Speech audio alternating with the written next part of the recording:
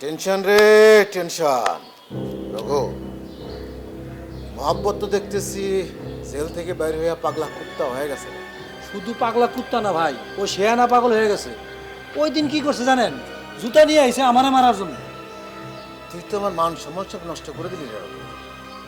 আচ্ছা রঘু, তুই ওই মেয়েটারে নির্জনে নিয়ে কি কথা কইতে চাইছিলি? কিছুই না ভাই, আমি শুধু ডায়না সম্পর্কে একটু জানতে চাইছিলাম।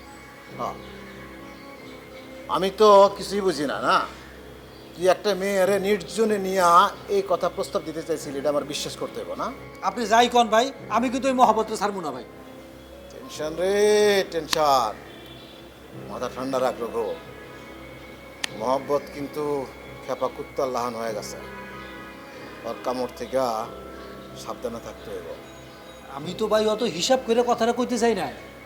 আর মনে রাখিস, ওর লোকের টেন্ডার কিন্তু আমরা ড্রপ করতে দেই নাই। ও, ও কি তাহলে আমাকে অপোজিশন দলের ক্যাডার নাকি? হ্যাঁ, আর শোন, হ্যাঁ, ও যেন কিছুতেই বুঝতে না পারে আমরা ওর বিরুদ্ধে কাজ করতেছি। বুঝছি।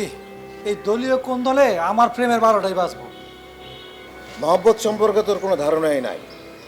ওই শালা খুবই ডেঞ্জারাস। আর শোন, তুই কিছুদিন মজিদ সাহেবের বাসার আশেপাশে যাবি না, ঝামেলা হইতে পারে। তুই থাক, আমি গেলাম। যান। যা কইলাম মনে রাখিস। সেই কারণেই তো মাসুল দিতে হচ্ছে। দুই দলের কোন দলে আমার প্রেমের 12টা বাজবে।